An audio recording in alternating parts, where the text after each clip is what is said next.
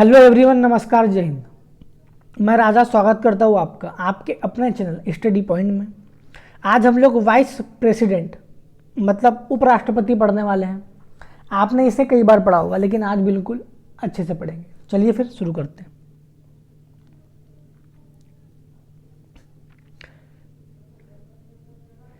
उपराष्ट्रपति, सुनना, उपराष्ट्रपति का पद देश का दूसरा सर्वोच्च पद होता है। तो भाई साहब, पहला किसका होता है? तो पहला होता है प्रेसिडेंट का। मतलब कि फर्स्ट सिटीजन ऑफ इंडिया कौन कहलाता है? तो प्रेसिडेंट कहलाता है। सेकंड कौन कहलाता है? तो वाइस प्रेसिडेंट कहलाता है। इतना क्लियर है? आधिकारिक क्रम में उसका पद राष्ट्रपति के बाद आता है। जाहिर सी बात है, पहला राष्ट्रपति तो सेकंड कौन? उपराष्ट्रपति। उपराष्ट्रपति का पद अमेरिका के उपराष्ट्रपति के तर्ज पर बनाया गया है। कोई पूछे उपराष्ट्रपति का पद कहाँ से लिया गया है?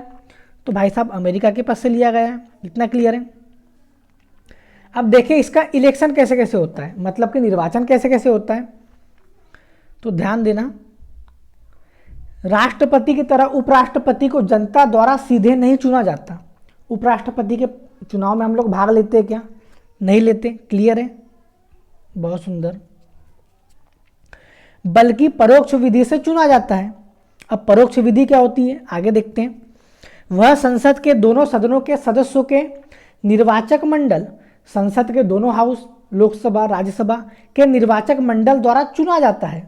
अतः यह निर्वाचक मंडल राष्ट्रपति के निर्वाचक मंडल से दो बातों में भिन्न है। अब वो दो बातें हैं कौन कौन सी, आइए समझते हैं। इसमें संसद के निर्वाचित सदस्य और मनोनीत सदस्य मतलब इलेक्टेड मेंबर और नॉमिनेटेड मेंबर दोनों पार्टिसिपेट करते हैं। उपराष्ट्रपति की बात कर रहा हूँ, ठीक है। और राष्ट्रपति के चुनाव में केवल निर्वाचित सदस्य ही पार्टिसिपेट करते हैं, मतलब कि इलेक्टेड मेंबर्स ही पार्टिसिपेट करते हैं। इतना क्लियर है? ये एक पॉइंट हो गया हमारा।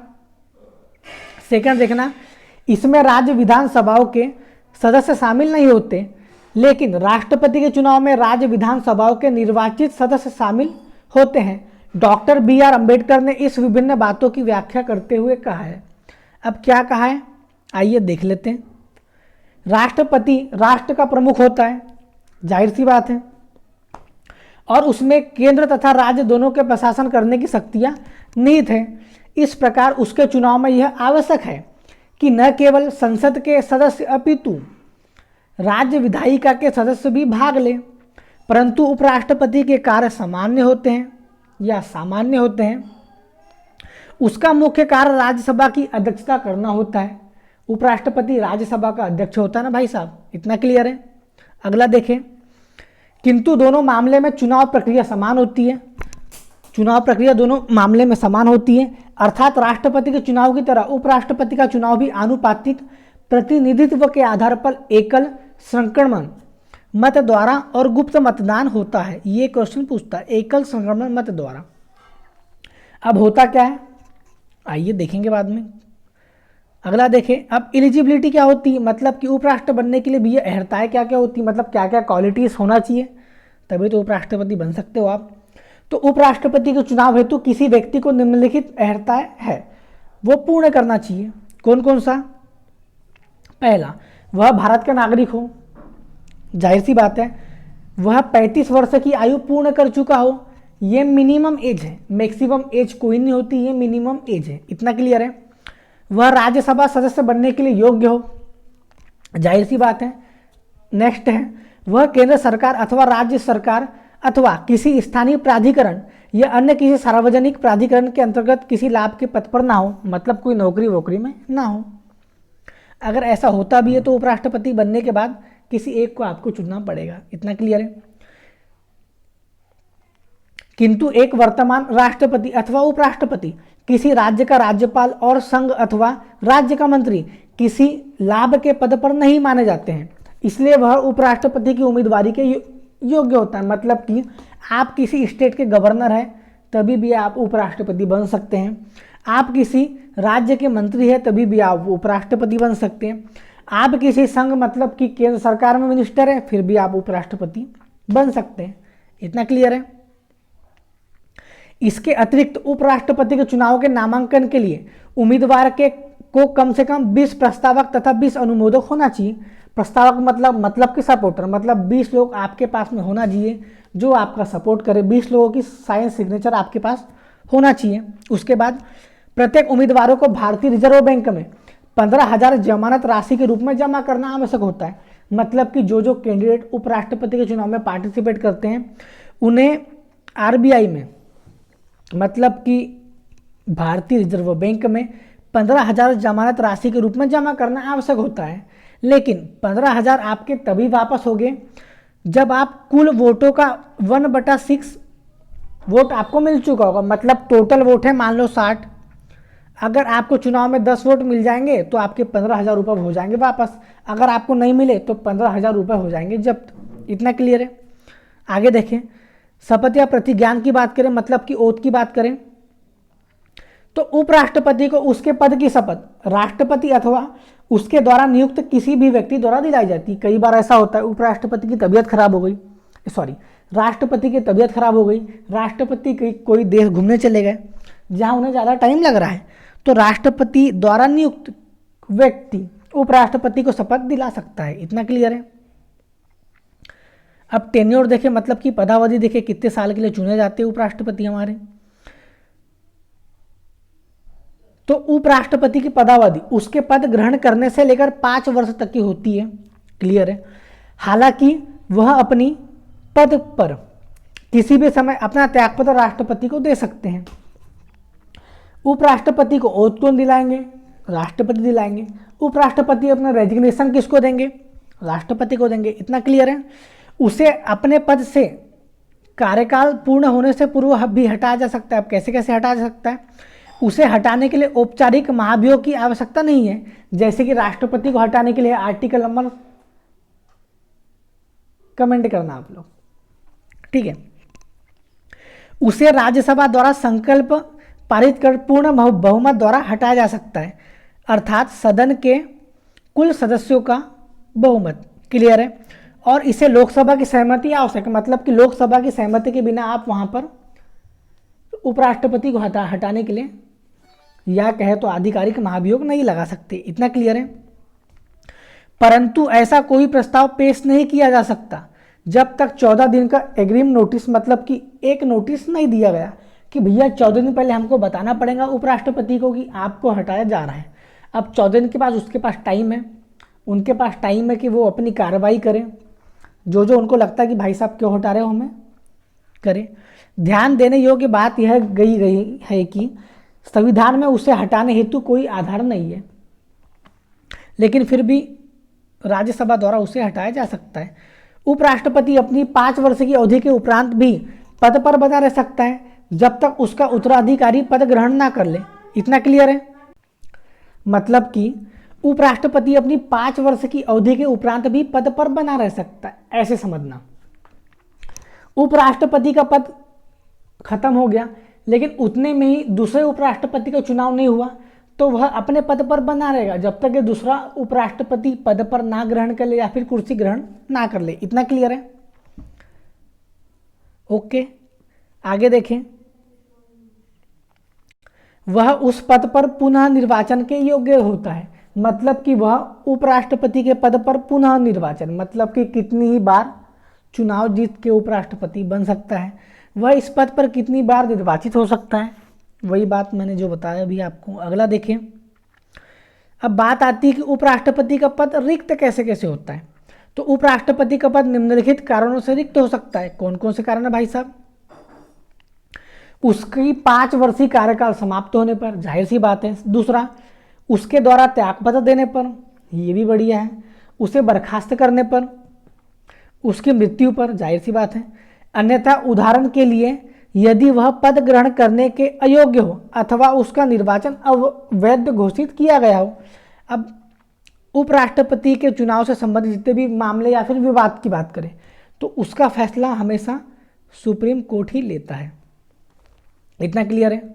अब चुनाव विवाद देख लेते हैं। चुनाव में विवाद किस टाइप से होता है और उसके फैसले कौन लेता है, जैसे मैंने आपको पहले ही बताया। तो उपराष्ट्रपति के चुनाव से संबंधित सभी विवादों की जांच और निर्णय उच्चतम न्यायालय मतलब सुप्रीम कोर्ट द्वारा की जाते हैं, जिसका निर्णय सर्वोत्तम मतलब कि अंतिम होता है। इतना क्लियर है, डन है। अब पावर देख लेते हैं, शक्तियाँ देख लेते हैं भाई साहब की।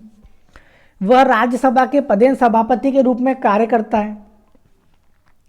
सही बात है, उपराष्ट्रपति राज्यसभा का सभापति होता है, क्लियर है, डन है।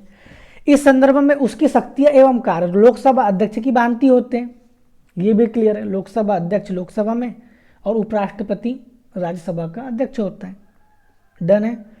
इस संबंध में वह अमेरिका के उपराष्ट्रपति के समान ही कार्य करता है, ये भी क्लियर है। दूसरा देखें, जब राष्ट्रपति का पद उसके त्यागपत्र, निष्कासन, मृत्यु तथा अन्य कारणों से रिक्त हो जाता है तो वह कार्यवाहक राष्ट्रपति के रूप में भी कार्य कर सकता है। वह कार्यवाहक राष्ट्रपति के रूप में अधिकतम 6 महीने की अवधि तक कार्य कर सकता है। ऐसे देख, मान लो राष्ट्रपति की अचानक डेथ हो जाती है, अब राष्ट्रपति का चुनाव तो एकाएक होगा नहीं, तो उपराष्ट्रपति राष्ट्रपति का पद ग्रहण कर सकता है, लेकिन 6 महीने के अंदर में नए राष्ट्रपति का चुनाव करवाना हो। अब जब नया राष्ट्रपति आएगा तो उसका कार्यकाल उसी दिन से लेकर, जिस दिन से उसने ग्रहण किया है पद, उससे लेकर 5 वर्षों तक का होगा। इतना क्लियर है। आगे देखें, इस अवधि में नए राष्ट्रपति का चुनाव करवाना आवश्यक है। इसके अतिरिक्त वर्तमान राष्ट्रपति अनुपस्थित ही, बीमार या अन्य किसी कारणों से अपने कार्य को करने में असमर्थ है, मतलब कि राष्ट्रपति की तबीयत खराब हो गई है, राष्ट्रपति कोई देश गए हैं बाहर घूमने जहाँ कि उन्हें टाइम लग रहा है, तो उपराष्ट्रपति उनका पद ग्रहण कर सकता है। इतना क्लियर है। और कार्यवाहक राष्ट्रपति के रूप में कार्य कर सकता है। इतना क्लियर है। आगे देखें, अब नोट देखना, कार्यवाहक राष्ट्रपति के रूप में कार्य करने के दौरान उपराष्ट्रपति राज्यसभा के सभापति के रूप में कार्य नहीं करता है। अब बात आती भैया कि राज्यसभा का अध्यक्ष कौन होता है, तो उपराष्ट्रपति होता है। उपराष्ट्रपति तो राष्ट्रपति की जगह में जाके काम कर रहा है, तो उसकी कुर्सी खाली होगी, तो राज्यसभा संभालेगा कौन, तो राज्यसभा संभालेगा राज्यसभा का उपसभापति। इतना क्लियर है। अगला देखें, सेकंड देखें, जब उपराष्ट्रपति कार्यवाहक राष्ट्रपति के रूप में कार्य करता है तो वह राज्यसभा के सभापति को मिलने वाला वेतन नहीं पाता, अपितु उसे राष्ट्रपति को प्राप्त होने वाले वेतन एवं भत्ते दिए जाते हैं। मैंने बोला उपराष्ट्रपति राष्ट्रपति का पद ग्रहण कर लिया कार्यवाहक राष्ट्रपति के रूप में, तो उसे उपराष्ट्रपति को राज्यसभा के सभापति का वेतन नहीं मिलेगा। उसको डायरेक्ट वेतन किसका मिलेगा, सैलरी किसकी मिलेंगी, तो प्रेसिडेंट की मिलेगी। इतना क्लियर है। आगे देखें, आगे है उपराष्ट्रपति के संबंध में महत्वपूर्ण अनुच्छेद। अब वो अनुच्छेद है कौन कौन से, आइए देखते हैं। It's very very important. पहला 63 में कहा गया है, मतलब कि आर्टिकल नंबर 63 में कहा गया है कि भारत में एक उपराष्ट्रपति होगा। अब आर्टिकल नंबर 63 है तो पार्ट नंबर कौन सा हो जाएगा, 5 हो जाएगा। क्लियर है। 64 में बोला गया है उपराष्ट्रपति का राज्यों की परिषदों का पदेन सभापति होता है, मतलब कि उपराष्ट्रपति राज्यों की परिषद मतलब कि राज्यसभा का पदेन सभापति होता है। ये कौन से आर्टिकल में बात की गई है, तो आर्टिकल नंबर 64 में बात कही गई है। नेक्स्ट की बात करें तो आर्टिकल नंबर 65 में क्या बोला गया है, उपराष्ट्रपति का आकस्मिक रिक्तियां अथवा राष्ट्रपति की अनुपस्थिति में राष्ट्रपति के कर्तव्यों का निर्वहन करना। मैंने आपको बताया उपराष्ट्रपति कार्यवाहक राष्ट्रपति के रूप में भी कार्य कर सकता है। ये कौन से आर्टिकल में दिया है, तो आर्टिकल नंबर 65 में दिया है। इतना क्लियर है।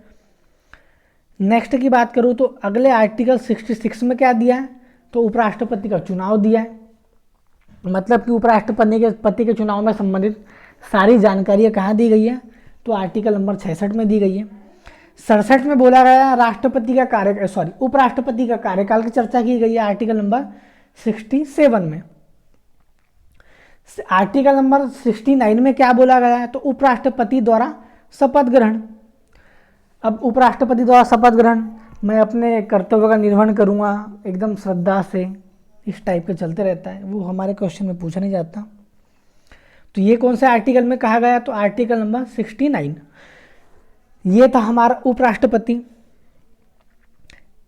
एक दिन कैसा करेंगे, इसके सारे के सारे प्रीवियस ईयर पेपर जो भी UPSC state PSC, MP PSC, railway जितने आए हुए हैं सारे अपन एक बार कर लेंगे तो और अच्छे से क्लियर हो जाएगा। आज इतना ही था। वीडियो अच्छा लगा हो तो लाइक कर देना, अपने दोस्तों में शेयर कर देना। वैसे तो आप लोग शेयर करते हो नहीं, फिर भी कर देना। सब्सक्राइब कर देना और बेल आइकन को दबाना मत भूलना। मिलते हैं अगले वीडियो में। बाय।